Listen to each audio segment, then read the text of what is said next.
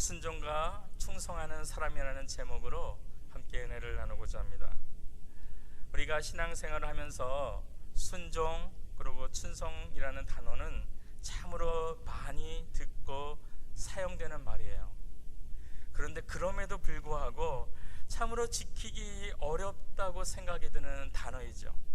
그래서 오늘 이 바울의 생활을 우리가 함께 나누고 또 그 동역자의 생활을 우리가 보면서 그 순종과 충성, 그의 동기와 결과가 무엇인지 함께 살펴보고자 합니다.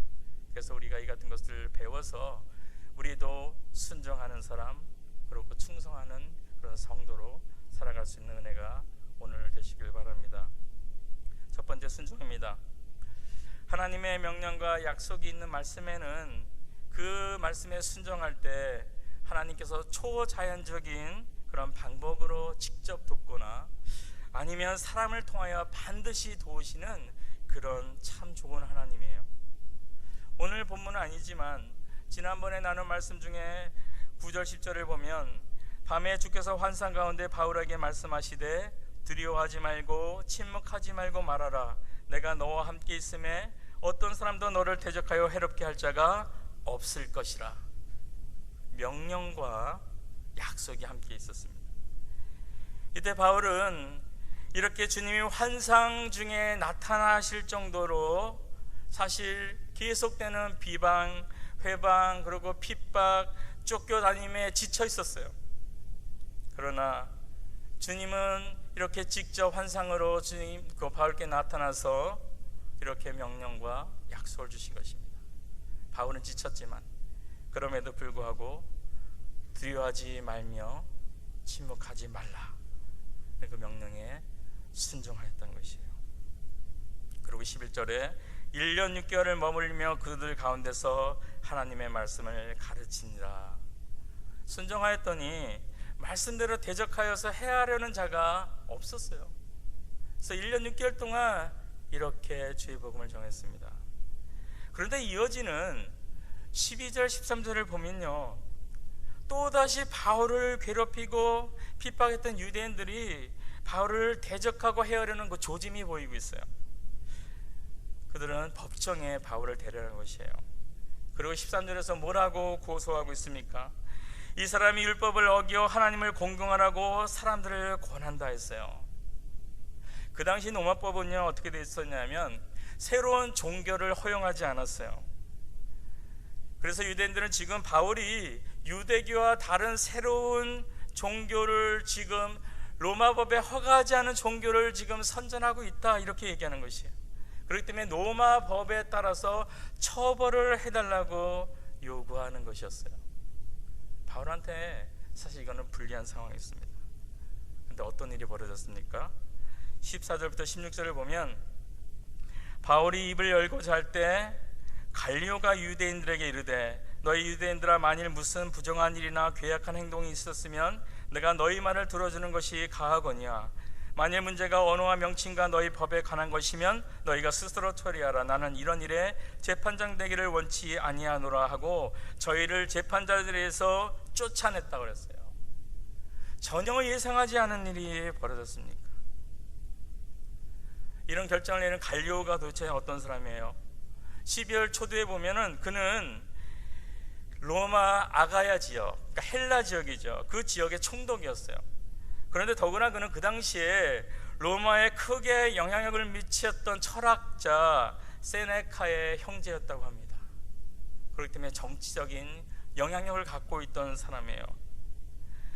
로마의 총독이면서 정치적인 영향을 갖고 있는 사람이 이제 로마법의 입장에서 기독교를 합법화해준 효과를 지금 나타낸 것이에요. 그 당시 세계를 지배하고 있던 넓은 로마 제국에 이제 기독교는 더 이상 유대인들한테 핍박받지 않고 보호받을 수 있는 그런 로마법에 통과가 된 그런 종교가 된 것입니다. 명령에 순종하는 바울에게 하나님께서는 약속을 이루셨어요. 사람을 통하여서 도운 것이죠. 바울을 대적하는 유대인들이 그 고린도 지역뿐 아니라 이제 앞으로 바울이 가고 교회가 세워지는 이 로마 제국 안에서 지켜주는 일을 하나님께서 놀랍게 역사하신 것이에요. 순종의 결과는 이렇게 놀랐습니다. 초연적으로 주님의 도움을 체험하고, 아니면 사람을 통해서 돕는 하나님의 그 은혜를 체험하는 은혜가 바로 이 순종에 있는 것이에요.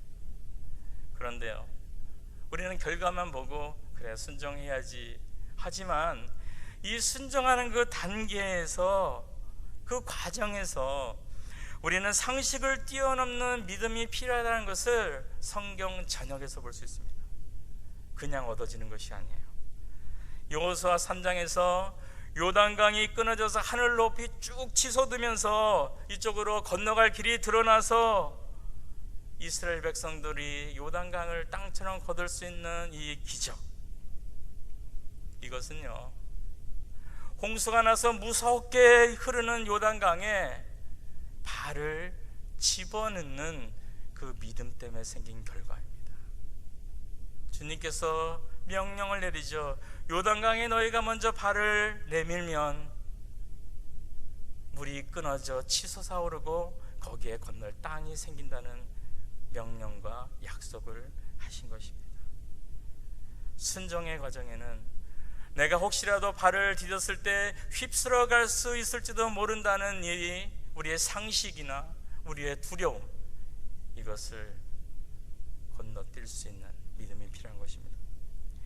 7번씩 70번 용서하라는 명령을 순종하기 위해서는 우리는 우리의 마음의 분노와 미움과 그리고 우리 안에 있는 포기의 마음, 보복의 감정을 뛰어넘어서 믿음으로 대응해야 되는 과정을 필요한 것이에요. 이것을 통해 우리는 평강을, 세상이 줄 수 없는 평강을 얻을 수 있게 되는 것이죠.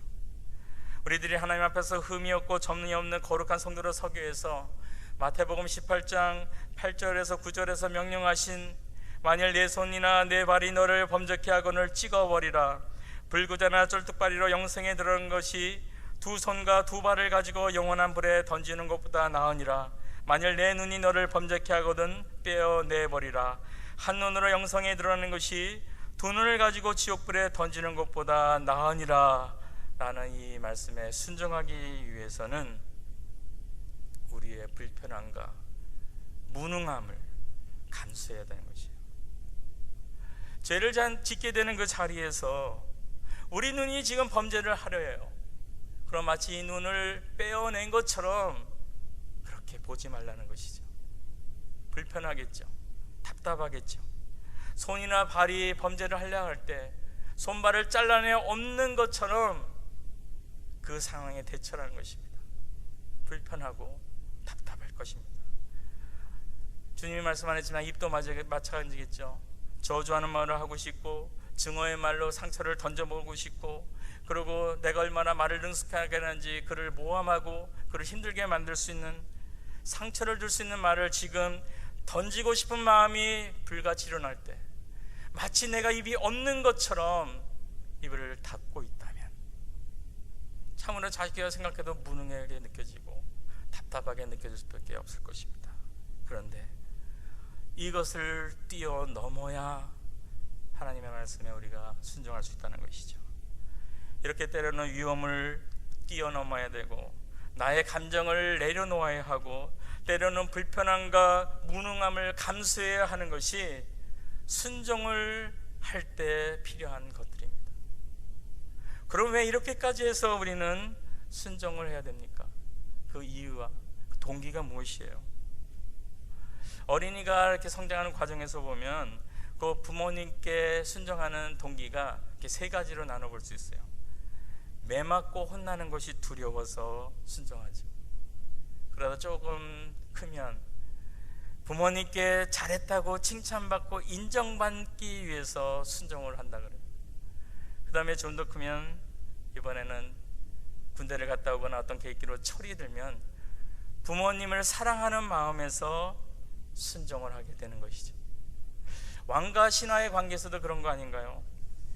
왕과의 신하의 관계에서도 왕의 명령에 순종하는 사람이 때로는 왕의 명대로 하지 않으면 벌을 받거나 옥에 갇힐까봐 두려운 마음에 순종하는 경우도 있겠죠. 아니면 왕한테 좋은 신하로 내가 좀 인정받았으면 좋겠다는 마음으로 아부하고자 순종하는 마음도 있었을 거예요. 그리고 또 한편으로 진정으로 왕을 존경하고 사랑하기 때문에 마음에서 나오는 순종을 할 수가 있는 것입니다. 그런데 벌 받을 것을 두려워해서 하는 순종은요, 억지로 하는 거기 때문에 거기에는 절대 자발적인 기쁨이 없습니다. 창조력도 줄어들어요. 별로 하고 싶지 않게 돼요. 그리고 인정받기 위해서 하는 순종에는 인정받을 때는 괜찮지만 인정받지 못할 때는 절망이 오거나 아니면 반역을 하고 싶은 마음이 드는 것이에요. 하나님 앞에서 바울은 그 순종한 동기가 무엇이라고 생각하십니까? 만약 그가 심판에서 지옥에 갈 것이나 죄에 대한 벌이 두려워서 하나님께 순종하며 살았다면 그는 아마 항상 기뻐하라, 쉬지 말고 기도하라, 범사에 감사하라 이런 말씀을 할 수 없었을 거예요. 그런데 그렇다고 이 말씀의 의미가 바울이 전혀 주님의 재림과 심판을 생각하지 않았다는 것이 아니에요. 그는 늘 항상 주님 앞에 자신이 서야 될 때가 온다는 것을 알았고 그것을 생각하고 살았습니다. 그래서 데살로니가 전서를 보면은 매 장마다 끝에는 주님이 오신다는 말씀을 하면서 주님이 오실 때 흠과 점이 없는 거룩함으로 서야 된다고 그렇게 성도들한테 기도하고 본인도 그렇게 살고자 각오하는 마음이 보이고 있습니다. 그러니 얼마나 자신을 돌봤겠어요. 나의 삶의 거룩함이 나의 이 삶 가운데 흠도 점도 없는 모습인가? 주님 앞에서 늘상 살았을 것입니다. 매일매일 주님의 심판대 앞에서 서면서 바울은 살았을 것이에요. 그러나 그렇게 열심히 노력하지만 사실은 창조주 앞에 우리 사람이 선다는 것은요, 우리의 모든 것을 다시는 그놈 앞에 쓴다는 것이에요. 우리의 작은 것들, 나도 잃어버린 모든 것들을 주님은 알고 계시기 때문에 그분 앞에 서는 것 자체가 사실은 두려운 것이에요. 나를 정확히 알기 있기 때문이죠. 요한계시록 1장 17절에 보면 요한이 주님을 만났을 때 어떤 심정이었는지 고백을 하고 있습니다. 내가 볼 때 그 발 앞에 엎드려져 죽은 자 같이 되매 그가 오른손을 내게 얻고 가라사대 두려워 말라 나는 처음이요 나중이니 라고 했어요. 창조주면서 심판주 대신 거룩하신 그 주님 앞에 섰을 때 모든 사람은 요한처럼 경건하게 산 사람이다 할지라도 죽은 자처럼 엎드러질 수밖에 없는 무서운 두려움이 찾아올 수밖에 없는 것이에요. 그러나 이 두려움은요, 절망의 두려움이 아니라는 것입니다. 소망의 두려움이에요. 그럼에도 불구하고 두려워 말라고 주님이 말씀하셨다고 했죠. 이것처럼 소망이 없는 죄인인 우리임에도 불구하고 예수 그리스도께서 우리의 모든 죄를 지시고 대신 십자가에 돌아가심으로 말미암아서 우리가 두려움 가운데 소망을 가질 수 있게 된 것입니다. 바울이 두려워했다면 아마 이런 두려움일 것이에요. 벌 자체가 아니고요, 주님을 만났을 때 그 앞에서 창조주 앞에서의 자기가 다 드러나는 두려움, 이것이었을 것입니다. 만약 또 하나님께 인정받기 위해 바울이 순종했다면 돌에 맞고 매를 맞고 감옥에 갇히고 핍박받아서 쫓겨가고 강도 만나고 왜 하필이면 바울이 탄 배가 파선해서 고생하게 되고 며칠을 굶게 되고 이런 일이 벌어질 때 주님이 나를 인정하시나 나를 사랑하시나는 생각 때문에 아마 원망했을 것이에요. 그런데 성경 어디에도 바울이 주님 앞에 원망했다는 이야기가 나오고 있지 않아요. 주님이 주님께 아부하고자 주님께 좀 잘 보이고자 바울이 순종했던 것이 아니라는 것이죠. 그럼 그의 순종의 동기가 무엇입니까? 그 동기는 사랑에 기초한 것이에요. 조금 전에 말씀드린 것처럼 자기 아들을 아끼지 않고 십자가에서 못 박혀 죽으신 그 하나님의 그 사랑, 십자가의 사랑, 그것 때문에 절망의 두려움이 아니고 소망의 두려움을 갖게 된 그 하나님의 사랑 때문인 것입니다. 시편 18편 6절에서 8절을 보면 이렇게 되어 있어요. 내가 환난에서 여호와께 아뢰며 나의 하나님께 부르짖었더니 저가 그 전에서 내 소리를 들으시며 그 앞에서 나의 부르짖음이 그 귀에 들렸도다. 이에 땅이 진동하고 산의 터도 요동하였으니 그의 진노를 이함이로다. 그 코에서 연기가 오르고 입에서 불이 나와 사르며 그 불에 숯이 피었도다. 이것은 다윗이 쓴 시인데, 다윗이 원수와 사울의 손에서 쫓겨다니면서 죽음의 두려움을 느끼고 있을 때요, 사망의 위협을 느끼고 있을 때 그가 하나님께 기도했어요. 그러자 하나님이 어떤 반응을 보이셨다 그래요. 땅이 진동했다 그랬습니다. 산의 터가 요동했다고 그랬어요. 자기의 사랑하는 자녀를 죽이려는 악한 세력, 그 악에서 그 자녀를 구원하고자 하시는 하나님의 강렬한 사랑의 표현을 지금 하고 있는 것입니다. 코에서 연기가 나고 입에서 불이 나온다는 표현을 했어요. 만화에서 보면 가끔 그런 거 보이죠. 너무 화가 나면 꽃김이 나오고 입에서 불이 나오는, 화가 난 것을 극치의 어떤 표현의 방법인 것 같아요. 하나님의 강렬한 사랑이 이같이 표현한 것입니다.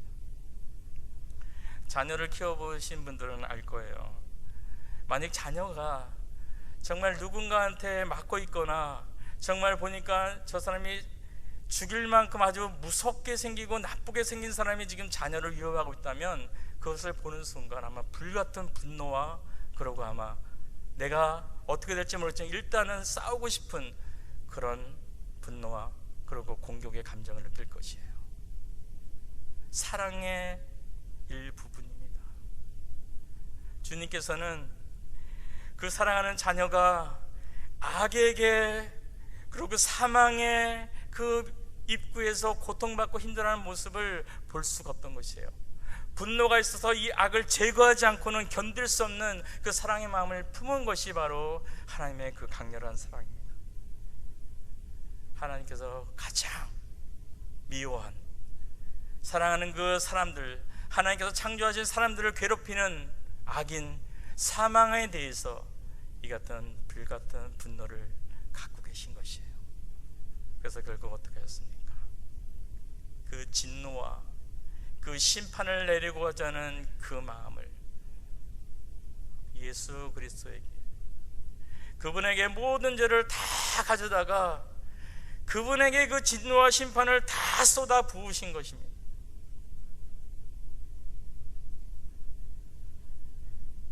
세상의 통치자인 주님이 사랑하는 창조물들을 위해서 자기의 아들을, 정말 그 악을 미워하는 그 모든 진노를 모아서 퍼부음으로 죽게 만들고 우리를 구원하신 그 하나님의 사랑이에요. 이 사랑에 바울이 녹은 것입니다. 그리고 그것으로 끝난 것이 아니고 예수 그리스도를 부활시킴으로 사망의 권세를 완전히 쳐부신 그 하나님의 놀라운 능력 때문에 바울은 그거를 말미암아 진정한 참 자유를 누릴 수 있었기 때문에 사랑의 동기에서 주님 앞에 순종을 한 것이에요. 하나님의 명령과 약속에 순종할 때 하나님의 놀라운 초자연적인 기적이 있고 또 사람을 통해서 돕는 은혜가 있습니다. 거기에는 우리가 넘어야 될 많은 것들이 있죠. 우리의 상식을 뛰어넘을 수 있어야 되고요, 우리의 두려움을 뛰어넘을 수 있어야 되고요, 또 우리의 어떤 무지함을 또 인정할 수 있어야 되는 것입니다. 우리의 연약함을 인정할 수 있어야 돼요. 놀라운 하나님의 그 사랑을 깨닫고 사랑의 동기로서 하나님 앞에 순종할 수 있는 우리 모두가 되길 바랍니다. 두 번째 충성입니다. 오늘 본문 18절에서 23절을 보면 바울은 고린도에서 겐그리아에 거쳐서 에베소에 잠시 머무릅니다. 그리고 하나님의 뜻이면 내가 다시 돌아오겠다 이렇게 얘기하고 이제 에베소를 떠나요. 그리고 안디옥으로 돌아갑니다. 그럼 2차 여행이 이제 끝난 것이에요. 그런데 22절 23절을 보면요, 이렇게 되어 있습니다. 가이사랴에서 상륙하여 올라가 교회의 안부를 물은 후에 안디옥으로 내려가서 얼마 있다가 떠나 갈라디아와 부르기아 땅을 차례로 다니며 모든 제자들을 굳게 하니라. 무슨 얘기입니까? 2차 선교 여행을 마치고 좀 보통 사람 같으면 쉬고 싶었을 텐데 그는 얼마 안 있다가 바로 갈라디아와 부르기아 길로 다시 떠났다는 것이에요. 그냥 성경에서 두 줄로 한 줄로 나왔기 때문에 짧은 거리인가 생각하시는데요, 그 거리가요 1500km입니다. 시속 100km로 달려가도 15시간을 달려야 되는 그 거리를 바울은 걸어간 것이에요. 이것을 보면서 우리는 정말 충성이라는 단어밖에 생각나는 것이 없어요. 그리고 그의 충성의 결과는 무엇이에요? 그가 이미 세운 교회들이, 그 교회의 제자들이 믿음으로 굳건하게 되는 것이었어요. 바울은 이런 충성이 어디서 나온 것입니까? 바울이 이렇게 충성할 수 있던 이유는 열정입니다. 이 열정은 성령의 감동으로 오는 것이죠. 영혼 구원에 대한 열정, 주님의 증인이 되고자 하는 열정, 제자들을 삼고 가리키고자 하는 그 열정이에요. 이 열정이 2차 전도여행을 마치자마자 얼마 쉬지 않고 바로 1500km라는 그 긴 길을 걸을 수 있는 원동력이 됐다는 것입니다. 그리고 이어지는 본문 24절에서 25절을 보면 브리스길라와 아굴라 그리고 아볼로가 나와요. 아볼로는 요한의 세례만 아는 부족함이 있었다 그랬어요. 그럼에도 불구하고 그는 주의 도를 가지고 열심히 예수님에 관해서 이야기를 했다고 했습니다. 말하는 데 열정이 있었습니다. 그런데 이 열정은요, 정확한 것을 배우는데 걸림돌이 되지 않았다고 오늘 성경은 이야기하고 있어요. 26절을 보면 그가 회당에서 담대히 말하기를 시작하거늘 브루스길라와 아글라가 듣고 내려다가 하나님의 도를 더 자세히 풀어 이르더라. 브루스길라와 아글라는 이 천막 만드는 생업에 종사하는 사람이었습니다. 학식이 많이 있어 보이지 않는 사람이죠. 그런데 아굴라는 24절을 보면 언변이 좋고 성경에 능통한 자라고 되어 있어요. 이 사람은 아마 학식에 아주 뛰어난 사람이었을 거예요. 공부를 많이 한 사람이었을 것입니다. 성경에 능통한 자가 천막을 만드는 일에 종사하는 학식이 없어 보이는 자의 가르침을 받아들였다는 것이에요. 일반적으로 사람들의 문제가 뭡니까? 자신이 조금 안다고 생각하면 더 이상 배우려 하지 않은 교만함이에요. 열심히 어느 정도 수준까지는 올라갑니다. 그런데 내가 이제 이 분야에서는 최고야, 아니면 이 분야에서는 내가 거의 다 알고 있어 라는 생각이 바로 성장이 중단되는 바로 그 시점이죠. 교만함이고 그 생각은 더 이상 배우려고 하지 않습니다. 그러면은 퇴보할 수밖에 없죠. 세상의 지식도 그러하거늘 하나님을 알아가는 이 성경, 하나님과 교제하는 데 있어서는 교만함은 금물입니다. 더 이상 배울 수가 없어요. 그러나 아볼로는 자기 볼 때는 자기보다 학식이 없어 보이는 천막 만드는 사람들의 가르침을 받아들였습니다. 그가 진정한 열정을 갖고 있었기 때문에, 그 열정은 자기를 위한 열정이 아니었습니다. 자기를 드러내기 위한 열정이 아니었기 때문에 오직 주님을 위한, 예수님을 드러내기 위한 열정이기 때문에 겸손하게 가르침을 받아들이고 어떻게 하면 주님을 좀 더 정확하게 소개할 수 있을까를 연구하고 그러고 말할 수 있었다는 것이에요. 그 결과 어떤 일이 벌어졌어요? 27절 하반절과 28절을 보면 이렇게 됐습니다. 저가, 아볼로죠, 저가 감의 은혜로 말미암아 믿는 자에게 많은 유익을 주니 이는 성경으로서 예수를 그리스도라고 증거하여 공중 앞에서 유력하게 유대인의 말을 이김일러라. 이 아볼로의 이야기에, 아볼로의 설득에 유대인들이 더 이상 반박하지 못할 정도로 아주 깨끗하고 통쾌하게 그들의 이론을 눌렀다는 것이에요. 놀라운 일 아닙니까? 브리스길라는 어땠습니까? 하나님의 도를 정확히 알고자 하는 열정이 있었어요. 그래서 바울에게 제대로 배웠고 배운 것을 또 가르치고자 하는 열정이 그들에게 있었습니다. 그리고 이 열정으로 아볼로를 데려다가 가르치는 충성을 하나님께 드렸던 것이에요. 아볼로나 그리고 브리스길라나 아굴라의 이 열정, 이 충성은 열정에서 나왔는데 그 열정은 각기 독특하지요. 우리들은 이것을 은사라고 하죠. 충성은 은사를 따라할 때 굉장히 많은 결과물을 얻게 돼요. 바울은 성령이 인도하는 대로 이것저것을 다니며 복음을 전해서 교회를 세우고 세운 교회의 그 제자들을 양육하는 그런 은사를 따라서 열정적으로 주님께 충성을 했습니다. 많은 교회가 세워졌죠. 그런데 만일 바울이 디모데나 디도처럼 그 교회 중에 한 군데를 맡아서 계속 그것을만 사역했다면 바울은 조금은 답답했을 것이에요. 그리고 그 시점에서 많은 교회들이 복음을 받아들였어야 했는데 그게 더디 아마 전해졌을 것입니다. 브리스길라 아굴라는 정확하게 배우고 그리고 배운 것을 정확하게 아볼로에게 가르치긴 했지만 만약 그들이 아볼로처럼 내가 유대인들에게 직접 말하리라고 나섰다면 그들은 유대인들을 말로 이길 수 없었을 거예요. 반대로 아볼로가 만약에 내가 정확히 하나님 말씀을 잘 배워서 나 다른 사람을 가르치는 일을 해야겠다 말하고 싶어서 아마 답답했을 거예요. 언변이 뛰어난 사람은 항상 말을 하고 싶어요. 이것이 은사입니다. 무엇을 하든지 충성을 두리는 동기는 성령의 감동에서 나오는 열정입니다.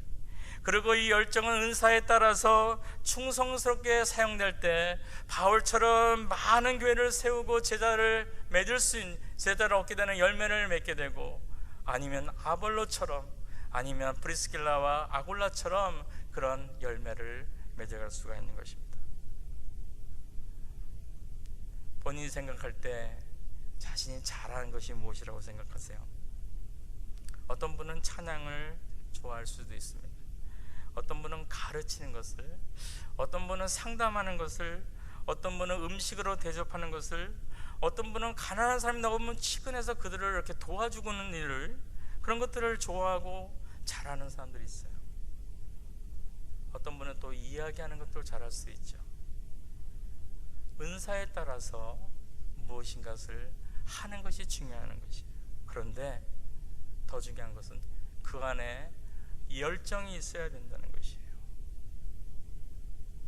왜 그냥 일을 하면 되지 열정이 꼭 필요합니까?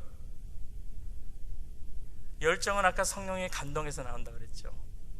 이 성령의 감동을 통해서 나온 열정이 있어야지 지금 내가 하고 있는 이 은사를 발휘해서 하는 봉사와 사역을 끝까지 할 수 있어요. 기쁨과 감사함으로 할 수 있는 원동력은 바로 이 열정에서 나오는 것입니다. 지금 내 안에 어떤 성령의 감동과 열정이 있습니까? 혹시 내 안에 아무 열정이 없는 건 아니에요? 만약 그렇다면 우리가 기도를 해야 됩니다. 주님, 나에게 왜 열정이 없습니까? 내가 잘하는 것은 무엇입니까? 나의 은사가 뭐죠? 주님이 우리를 이 땅에 예수 그리스도를 보내시고 예수를 통해서 하나님의 자녀를 삼았을 때는 개인을 부른 것이 아니라고 제가 누누이 말씀드립니다. 교회의 몸으로 우리를 부르셨어요. 교회의 몸에는 각 지체로 구성이 되어 있습니다. 각 지체는 해야 될 일이 반드시 있어요. 그 안에서 성령을 통해서 열정을 갖게 되는 일을 우리가 찾아야 된다는 것이에요. 만약에 우리가 이런 열정이 없다면 그 열정이 어디로 가는지 아세요? 나의 이기심을 채우는 대로 갈 수밖에 없게 됩니다. 나의 이기심의 충족을 위해서 거기에 밤을 새고 거기에 온 지혜를 다 쓰고 거기에 내 물질과 시간을 투자할 수밖에 없게 되는 것이에요. 물론 세상의 열매도 뭐 작게 가질 수 있겠죠. 근데 크게 가질 수도 있죠. 그런데 그게 주님 앞에서 과연 인정을 받을 수 있냐? 그것은 주의 성도로 살아가는 우리들이 생각해 볼 일이에요. 어떤 유명한 신학자가 이런 예화를 한 적이 있어요. 예수님이 어느 거리를 걸어가고 있는데 한 청년이 술에 만취되고 지나간 사람한테 행패를 부리고 그리고 자기 몸도 못 가누고 있는 형편없는 모습으로 누워 있었답니다. 그래서 그 주님이 그에게 찾아가서 젊은이 왜 그러고 있습니까? 라고 했더니 그 청년이 주님을 딱 보고 하는 말이 사실 제가 문둥병 환자였는데요, 주님께서 저를 고쳐주셨습니다. 그런데 마땅히 뭘 하면서 살아야 될지 몰라서 제가 이렇게 술 취하면서 지내고 있습니다.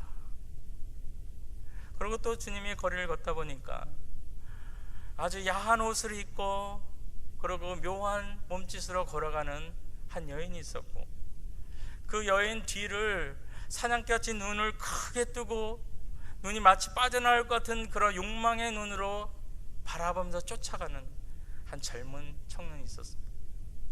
주님이 그 여인에게 물었어요. 당신은 왜 이런 삶을 살아가고 있습니까? 라고 묻자 그 여인이 하는 것은 예수님이시군요. 저는요 간음의 현장에서 잡혔다가 주님께 용서받은 그런 여인인데 그 후에 어떻게 살아야 될지 몰라서 다시 거리의 여인으로 나왔습니다. 그 청년에게 자네는 왜 이렇게 살고 있습니까? 하고 외치자 그 청년이 저는 원래 장님이었는데요, 주님께서 저의 눈을 뜨게 해주셨습니다. 그런데 이 눈을 가지고 마땅히 뭐를 봐야 될지 몰라서 제가 이렇게 세욕을 따라가는 눈으로 사용하고 있습니다. 이런 일이 벌어지지 않겠죠. 이런 일이 벌어지지 않았을 것이에요. 그런데 만약이라는 단어로 정말 주님으로부터 병고침을 받고 새로운 기회를 얻은 이 사실은 정말 특권이잖아요. 은혜입니다. 그런데도 불구하고 이 자기가 얻게 된 이 특권과 은혜를 엉뚱한 곳에 모두 다 들여 살고 있다면 주님은 정말 마음이 답답하실 것이에요. 우리 안에 어떤 열정이 있습니까? 주님을 향한 열정입니까? 아니면 내 이기심이나 욕망이 지금 꿈틀거리고 있습니까? 그것을 한번 기억해 보세요. 만약에 내 안에 열정이 지금 없다면 주님, 나의 삶의 의미를 바로찾고 주님을 위해서 살아갈 수 있는 그런 마음을 달라는, 그런 열정을 달라는 기도를 해야 돼요. 우리가 살아가는 목적이 무엇입니까? 크리스찬 다 알잖아요. 하나님의 영광을 위해서. 그냥 다른 사람들이 우리의 삶을 살아가는 목적이 무엇입니까? 크리스찬이기 때문에 하나님의 영광을 위해서 살아가는 것이죠 라고 대답하는 것이라면 다시 한번 우리가 심각하게 생각해 봐야 되지 않을까요? 내 삶에서 과연 하나님의 영광을 위한 동기가 있는지. 그리고 주님께서 주신 명령이 있죠. 땅끝까지 주님의 증인이 되라, 제자를 삼으라는 그 명령이 있습니다. 이것이 사실은 우리의 비전이에요. 이미 주님께서 우리에게 주신 비전입니다. 여기에 충성할 수 있는 열정이 있어야 되는 것이죠. 아까 말씀드린 대로 이 열정은 기도를 통하여서, 성령의 감동을 통하여서 올 수밖에 없는 것이에요. 내 안에 열정이 있다면 그 열정을 계속 기도하면서 주님 앞에 충성스럽게 사용하기 바랍니다. 만약에 내 안에 열정이 없고 오히려 욕망이 있다면 주님께 기도하여서 우리가 주님 앞에 충성스러운 우리의 은사를 발휘할 수 있는 열정을 달라고 기도하여서 성령의 감동을 따라서 살아갈 수 있는 우리 모두가 되길 바랍니다. 우리 함께 기도하겠습니다. 하나님 감사합니다.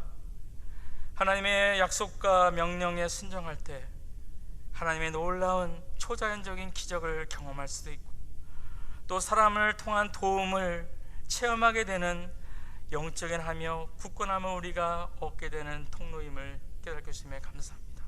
하나님의 깊고 놀라운 사랑을 깨달아서 감사함과 사랑함에서 나온 동기로 때로는 우리의 상식과 감정을 또 위험한 상황까지도 뛰어넘어야 되는 그런 일을 우리가 각오하면서 순종의 길로 갈 수 있도록 도와주시고, 하나님 우리에게 이미 주신 비전 거기에 충성할 수 있는 성령의 감동과 열정을 주셔서 주님께서 주신 재능을 발휘하여서 아름답게 충성하며 주님께 기쁨을 돌릴 수 있는 주의 백성으로 우리를 사용하여 주시옵소서. 우리 주 예수님의 이름으로 기도드립니다. 아멘.